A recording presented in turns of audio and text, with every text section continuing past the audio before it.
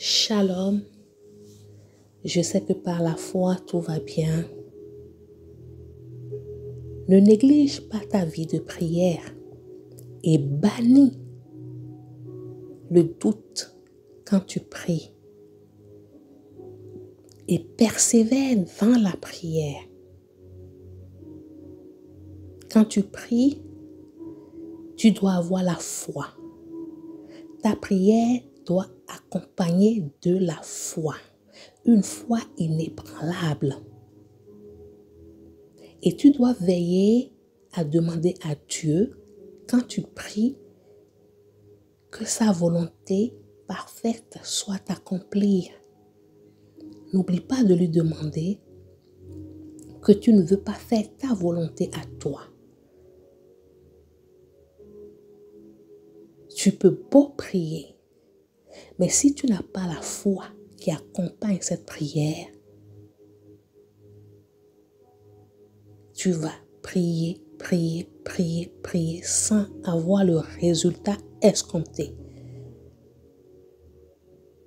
Prier sans la foi, pour moi, c'est comme une perte de temps. Parce que tu pries, tu demandes, tu déclares, et j'aime bien la déclaration parce que de la façon dont je comprends les choses, c'est que toute autorité nous est donnée. Tout a été accompli. Alors si je lis ma Bible et que je lis que si j'ai la foi et que je demande à cette montagne, cela veut dire à tout problème, à toute situation qui veut enfreindre ton évolution ou qui veut te déranger, ôte-toi de là et jette-toi dans la mer, ce qui veut dire que cette situation soit résolue, que tu trouves une solution. Si tu ne doutes pas dans ton cœur, tu le verras s'accomplir. Alors, nous devons comprendre que le fait de pleurnicher à chaque fois dans nos prières, à chaque fois de quémander alors que tout est donné, je pense que c'est une erreur. Une erreur de compréhension, une erreur du fait qu'on ne connaît pas son identité. Parce que si tu sais qui tu es et que dans la parole de Dieu, Dieu dit, créons l'homme à notre image et à notre ressemblance. Ensuite, il t'a formé à son image et à sa ressemblance. Tu dois comprendre que tu es à l'image de Dieu. Et toutes les capacités que Dieu a, il te l'a donné. Il t'a donné autorité sur toutes choses. Alors, moi j'aime bien les déclarations. J'aime que quand je prie, j'ordonne. Toujours en veillant à ce que dans mes déclarations, je dis à Dieu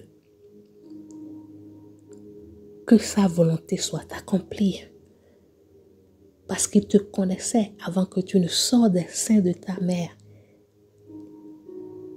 Et il sait ce qui est bon et agréable pour toi. Aujourd'hui, je suis tellement attristée parfois de voir des personnes qui sont eux-mêmes, ils se mettent sous la domination, je ne sais pas comment je peux le qualifier. Ces personnes pensent que quelqu'un d'autre peut prier efficacement plus que eux-mêmes. Alors, nous devons intercéder. L'intercession, c'est une très bonne chose. Prier avec les frères et sœurs qui ont des difficultés il y a certaines personnes qui sont malades et qui ne peuvent pas prier parce qu'ils sont peut-être grabataires. Et les frères et sœurs sont là pour intercéder. Mais je viens parler à la personne qui est en pleine santé. Peut-être que tu es malade, mais tu n'es pas grabataire. Et tu mets toute ta confiance aux personnes à qui tu demandes de prier pour toi. Et tu n'es même pas sûr que ces personnes prient réellement pour toi. Et tu abandonnes. Je sais que parfois c'est tellement difficile avec les problèmes qu'on n'a pas la force. Mais je demande à Dieu, toi qui m'écoutes, qu'il te donne cette force-là de pouvoir prier toi-même, déclarer, ordonner, décréter, afin de voir la gloire de Dieu. Mais tu dois avoir la foi. Je te dirai ce que moi je fais. Quand je prie, je crois déjà que ce que j'ai demandé, si c'est dans la volonté de Dieu, que cela est déjà accompli. Peut-être que ça prendra le temps qu'il faut. Ce qui suit, c'est que je commence à rendre grâce pour cette chose-là que j'ai demandé. Ce que j'espère, je commence à rendre grâce. Merci Seigneur pour cette chose-là que j'ai. La ferme assurance de ce que j'espère me ramène à dire merci avant de voir la chose s'accomplir. Je ne sais pas si tu comprends ce que je suis en train de te dire. Tu dois apprendre à faire confiance à Dieu. Ça peut prendre le temps qu'il faut. S'il juge que le moment que tu demandes la chose, s'il te le donne, peut-être que ce ne serait pas bénéfique pour toi. Il prendra le temps qu'il faut. Mais ce qui est sûr, si c'est dans sa volonté, il te donnera. Car tu ne vas pas arrêter à toquer à la porte. Tu ne vas pas arrêter à l'invoquer. Tu ne vas pas l'arrêter à crier vers lui. Tu ne vas pas arrêter de rendre grâce pour ce que tu espères. C'est bien de demander aux frères et sœurs de t'accompagner dans la prière. Mais ne mets pas totalement ta foi sur cela. Parce que la personne à qui tu demandes de prier, pour toi, pas avec toi, aussi a des difficultés. Peut-être qu'au moment où tu lui demandes de prier pour toi, cette personne aussi est dans des problématiques où elle n'a pas la force, la capacité de prier pour toi comme tu le demandes en ce moment-là. Mais toi, tu abandonnes. Je vois beaucoup de chrétiens qui agissent de cette manière. Et c'est insensé. Parce que tu mets ta foi sur l'autre. Non, on doit prier avec toi. Que Dieu te fortifie maintenant. Que Dieu te donne cette force afin d'avoir une vie de prière accompagnée de la foi, une foi inébranlable, une foi qui ne regarde pas les circonstances, une foi qui ne regarde pas les échecs, une foi qui ne regarde pas ce qui se passe. Non, cette foi inébranlable, quel que soit ce que tu vois, tu ne crois pas, mais tu crois à ce que tu espères. Il y a une puissance indescriptible dans les mots que tu utilises, dans ce que tu penses. Tu penses à quoi? Est-ce que tu es dans la négativité? Est-ce que tu te juges déjà? Tu te dis que tu ne pourras pas réussir? Est-ce que tu te dis que parce que dans ta famille, il y a telle ou telle situation, ce serait ton partage? Alors tu dois pouvoir travailler. Et parfois tout seul, on n'arrive pas. Mais avec l'aide de Dieu, tu pourras te relever. J'entends parfois des personnes qui disent, nous, dans nos familles, dans ma famille, on ne se marie pas. Dans ma famille, il y a telle maladie. Et tu confesses cela. Non, tu dois refuser. Et par la foi, tu verras que toi, tu feras l'exception.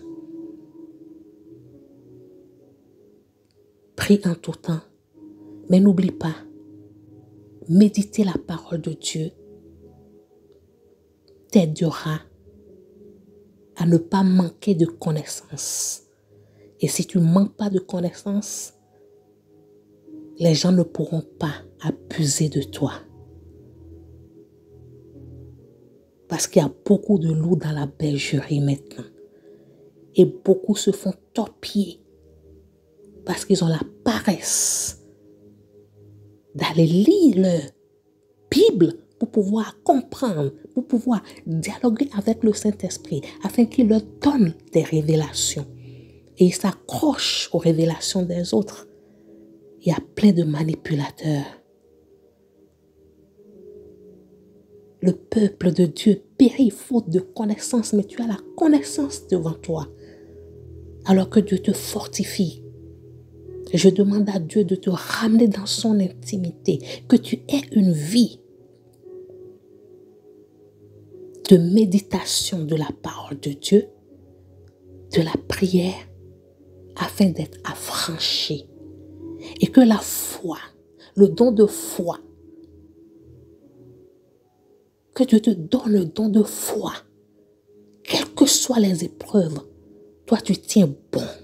Ce n'est pas facile ce que je te dis, mais tout est possible à celui qui croit. Et je sais que Dieu te touchera. Je sais que tu te laisseras guider. L'intimité avec le Saint-Esprit est très importante. Pose-lui la question. Parle avec le Saint-Esprit. Demande-lui, qu'est-ce que tu peux faire? À chaque fois, avant de prendre une décision, avant de parler, avant de quitter ta maison, remets ta vie, remets ta journée, remets tes décisions, remets toute parole qui sortira de ta bouche au Saint-Esprit. Il est un ami fidèle et il n'abandonne jamais. C'était la prophétesse Elisha. Je bénis l'Éternel pour ta vie. Et je sais que ma parole, toutes les paroles qui sont sorties de ma bouche, te touchera et transformera ta vie à jamais. Au nom de Jésus, on se dit à très bientôt.